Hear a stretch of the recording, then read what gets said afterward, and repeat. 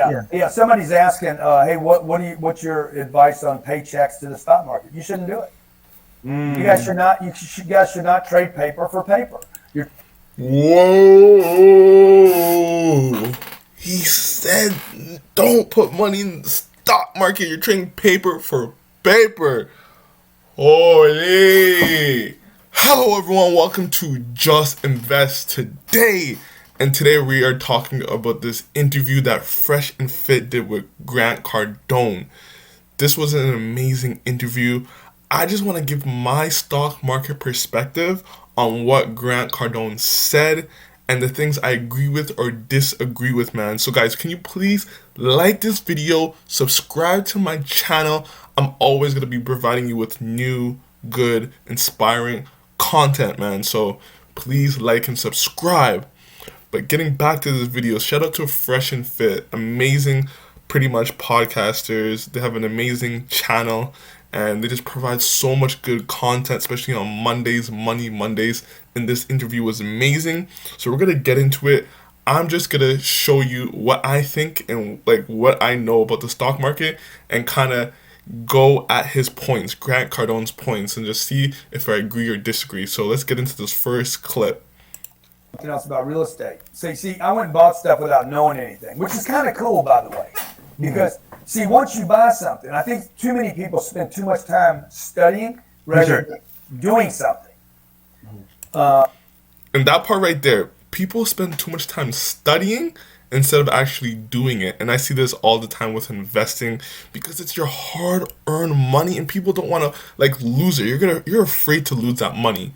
But studying, I agree that studying is super key. I don't know if I agree totally because the studying part is super key, man. I think you should be at least studying for like a month or 2 months of this strict studying the stock market, learning from the best investors before you actually put in some money. And when you put in money, don't put in a whole lot. Put in some money that you're honestly kind of willing to lose just to get your feet wet and then just to get that experience because it's nothing like it. You putting paper money or you're trying to do some fake paper trades, it's not the same of actually feeling yourself and putting that money, getting that emotional like kind of experience because you do go through emotional experience when you're investing, when you're losing money, when you're gaining money. Trust me on it. So yes, it's good to like learn, but you have to actually do it. And what happens is you're a learner, you're not an investor. You got to become an investor and then learn. See what he said that you got to become an investor first and then a learner. I don't agree. I agree. I think that you should honestly become a learner first because when you become a learner first, you're gonna learn from so many different mistakes that other investors made, and you can make a list of mistakes that the best investors made. And remember, I'm relating this to the stock market. He is all about real estate. If you don't know, Grant Cardone is a freaking billionaire, entrepreneur.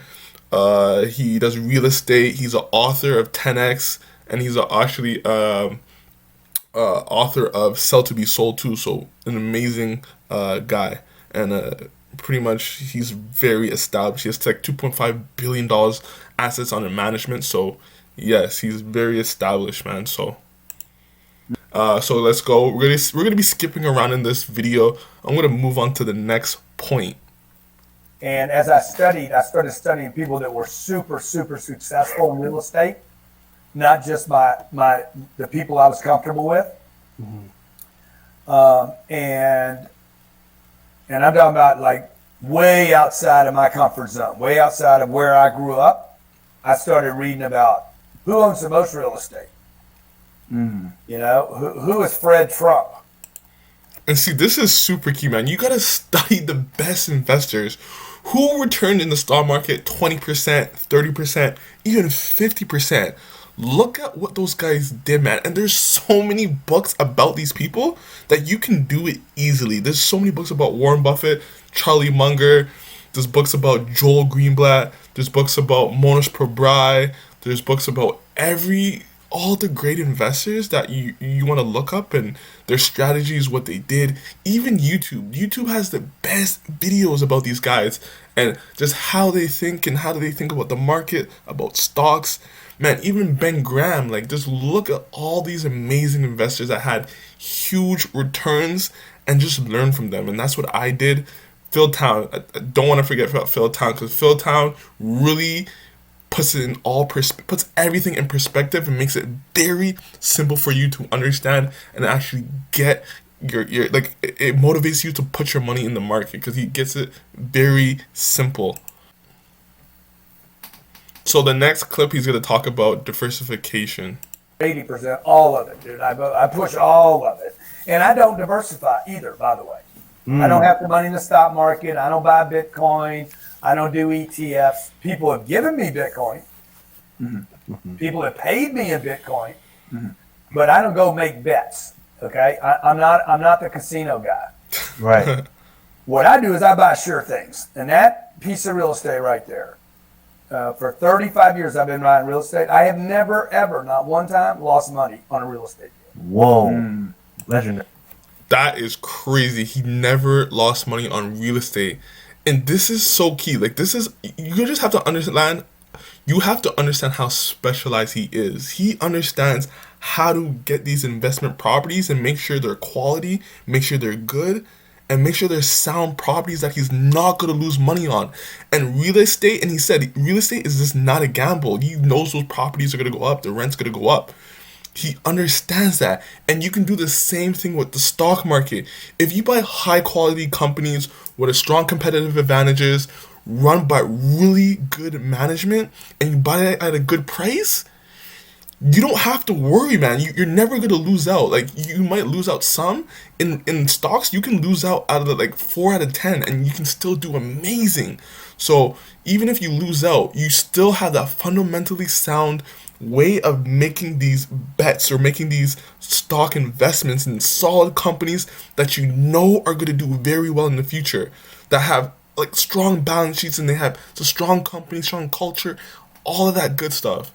If you make sound investments like that, you cannot lose in the long run. It's just like almost impossible to lose if you make bets in those sphere. But if you make bets in some kind of like Dogecoin, you might lose out. Gold, silver, whatever kind of asset that is kind of, you don't know what way it's gonna go, you might lose out. But so yes, you can do the same thing for stock market. You can do the same thing for real estate, crypto, probably with Bitcoin, Ethereum. But I'm not sure about the other coins. But those coins are like pretty solid right now. So yeah, you buy actual valuable assets like Facebook, Google, Apple, whatever, like Netflix, are all solid assets to buy. Because remember, when we're buying into a stock, you're buying into a business. Like, the stock is not just a stock that you just move around side to side and goes up and down. Like, when you purchase shares of a company, you're actually buying the actual business. So don't get that mixed up. That's legendary. Now, I've made 10,000 sales presentations, and I've lost So that's it for that clip. We're going to go to the next clip. my company. In this clip, he's just talking about like what you can do to actually help what's some advice for just young people. So he goes into this little spiel, and yeah, he talks about like just getting rid of your bad friends, and he's going to continue on. By getting rid of people. Yeah. So that's what I would tell young people. The other thing is, dude, don't worry about love. Don't worry about falling in love right now. Okay. Oh. No, that's so true. That is so true. You don't need a bed mate that bad. You know, just don't worry about hunting down the poo nanny, and having the man, change your life. No man's going to change your life, and no woman's going to change your life. And no woman or man is going to make you happy, by the way. It's not even something you should insist on. You should never, I don't ask my wife to make me happy. She can't do that. It's impossible. It's my job to make me happy, right? So True. that's what I would tell people. I would tell people, do not buy a house. I mean, I got a whole list of shit I tell people not to do. Don't buy a house. Don't save your money.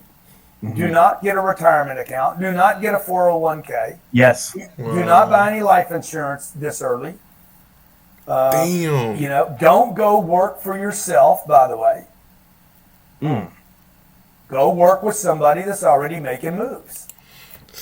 This is a very interesting clip. I don't know if I agree totally. Like, I agree and disagree at the same time. So depending on who it is, remember, this is advice for people that are really trying to get it. So I understand Grant's point. But the average person, the 401k, the life insurance, all that good stuff, like savings, whatever, like you gotta remember, like most people do not have an interest in the stock market or real estate. Like even if you hit them over the head with it, like boom, they still don't want to get into it. They still don't want to talk about it. They just don't want to do it. So for the average person that doesn't want to like get into real estate or get into the stock market, I think it's super important to have that stuff because remember, it's for your future. It's what you're gonna retire on. But for people like us that are actually studying the stock market, or for a Grant, or for Fresh and Fit, Myron and Fresh, yes, you don't want that stuff. Because you can do it yourself. You can get way better returns than your 401k. You can get way better returns, or from stock market and the real estate. But even with the 401k, you can get free money. Just do it at the limit that they match it. So that's free money. So if I was to do it, I would be doing it just to get the free money because they will match it. So that's okay. But if you really want to do it yourself, you don't want to invest in it because you can make way higher returns than them with the stock market or with real estate. If you study it, you want to learn it, you want to get active. So that's what my advice would be for that part. Like those out, theirs stays lit. I have one question because I know we're running short here on time, but I really want to ask this. What are 3 tips you would give to aspiring and/or intermediate real estate investors that they should pretty much rules of thumb that would help them with, finding a property, buying that property, and procuring, getting that cash flow? Don't compromise the location. Ever. See? Compromise on price. Don't compromise on location. Okay. Number 2, always use debt. So that's very key for real estate. So in the real estate sphere, location. That's what the main thing, and that's how you can actually charge higher rents and just get prime real estate, which is it's gonna go up if to beside like a nice school or a nice area, whatever it is. And with investing in the stock market, we can do the same thing. We do not compromise on the quality of company. You do not buy a company because it's just cheap. That's just a no-no. Like, you don't do that. If the company is cheap, it could be cheap for a reason. We want to buy quality, sound companies with strong competitive advantages that are simple to understand. And that's what you need to remember. Quality is way more important than price, because the quality of the company is gonna make sure that the stock is predictable going into the future, so you can actually have your money in there for 5 to 10 years without worrying. But if the company is just garbage, it's trash, whatever it is, it's gonna lose you money because it's not a quality company. So same thing with location, is the same thing with stocks. With quality, you want a quality company, it's the same thing with you want an amazing location in real estate. In this clip, he just talks about the rich people in real estate and how they are chill people, which is really funny. With being a prisoner. Literally. That's true. That's true, man. The rat race, just work a job, wait for retirement, all other stuff, and it doesn't teach you how to get out there and really get after it. And if you guys have ever met some heavyweight real estate people, different than tech people. I know billionaires in real estate, and I know billionaires in tech. Mm-hmm. Dude, people that are super wealthy in real estate, they just chilled people, man. They cool. Yeah. They nothing shakes them, man. Stock market fucking blows up. They're like, that's cool. That's actually really funny because yes, when stocks crash, all the value investors are freaking running for the hills. They're crying, they're moaning. So I have to agree with him on that, man. Real estate, you already know that they don't really worry about the stock market as much if you're a strong real estate investor, because what's happening, you're still getting that income, you're still generating that passive income. You see that coming in from the rent or whatever you own. So yeah, I agree, because they don't have the real estate market. You're not looking at the stock market. Stock people are always looking at the stock market. You're like, what is my stock doing? What is this doing? What is this doing weekly? Imagine if real estate had a stock attached to every single property. People would and it's just harder to sell real estate. So It's so easy to sell stocks, so that's why people are so jumpy, and you see it every single second. But real estate, you don't see anything, and it's hard to sell. So you're gonna hold on to it long term, and you're not gonna think about it. Oh, is this price of real estate up or if it's down? Because if there was a ticker beside real estate, it would probably go up, or it would go up and down like the stock market. It's just that you just don't see it because there's no real estate ticker market, right? So think about that. So yeah, stock market people are really like, they're more intense. But you just have to think, if you think of it in a different light, you won't be as tense. Okay, inflation comes, they're like, that's real cool. Yeah. Okay, COVID comes, yeah, we gonna be all right. Like, if you're in the right piece of real, they're just chill people, man. Like, why? Because they're not looking at the stock market, you know, like that music you guys started the show with, get you all jacked up.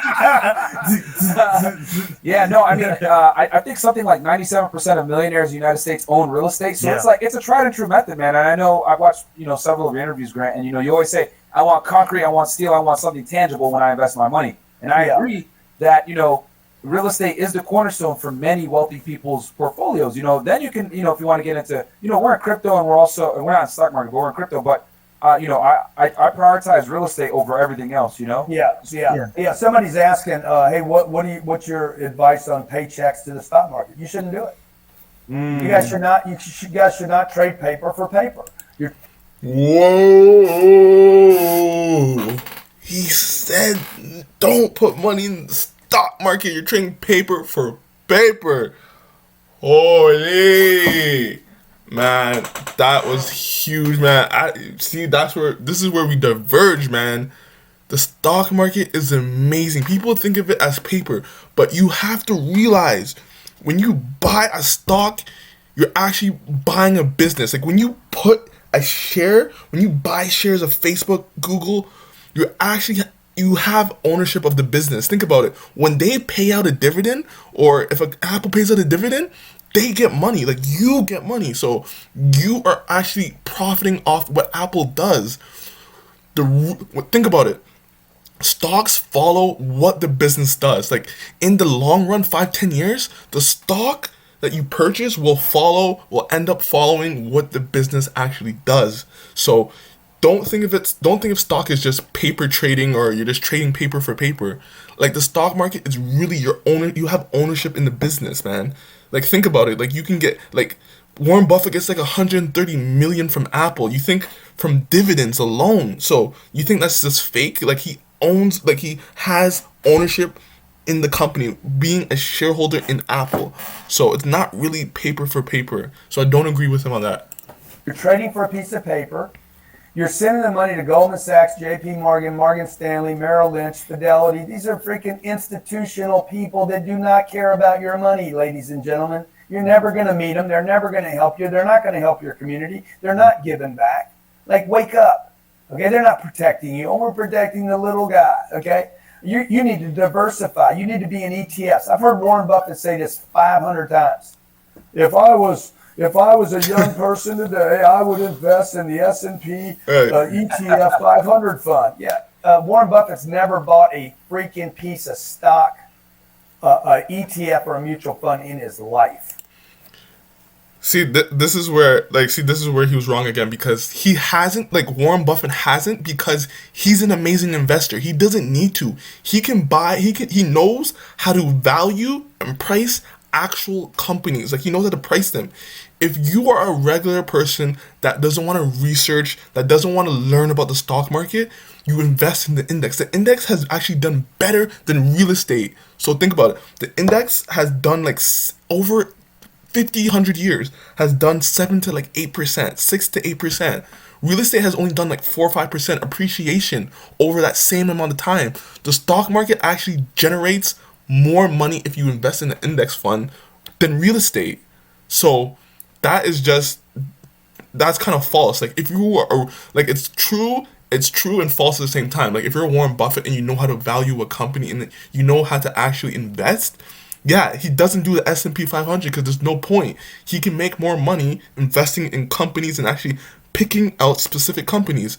If you're not Warren Buffett, if you're not that, you don't want to learn, you don't want to do the research, you don't want to look at different companies, then no, like if you don't want to do that, yes, you invest in the S&P 500, and if you look over time, the S&P 500 has done way better than actual real estate. So it's kind of dicey there. And he never will. Why? Because he takes major positions in companies where he's got insider information, where he knows. No, Warren Buffett doesn't have insider information. It's illegal. He wouldn't do that. Trust me. Like you could have copied every single Warren Buffett buy if you just listened to what Warren Buffett was doing, or you just looked at his portfolio. You could have copied it and make the same bets, the same buys as him. They're all public companies, man. Think about it. He has the public companies and his private. But if you just focus on the public companies, you could have bought into those companies. Apple, he invested in Apple in 2016. You could have done the exact same bet that him. He had the same information. No one liked Apple. Everyone hated it. There's no innovation. Blah blah blah. Apple. He invested in Apple when it was cheap. It was like a 15 PE. I invested the same time he invested in Apple, but I sold out early because I wasn't the stock market savvy. I wasn't the same person back then. So it was way different. He knows the direction of the company. He knows the cash flow of the company. And so, and he's doing it for big tax write-offs. And he, so you guys gotta figure out the game. Don't listen to what people are telling you. Watch what they do. Bam. When a guy in my position tells you, I'm buying that building with my money and my debt and my insurance, okay? And I've done all the damn work on it, and I'm closing on it, and I don't even know you guys, right? I don't know your audience, but your audience could invest with me.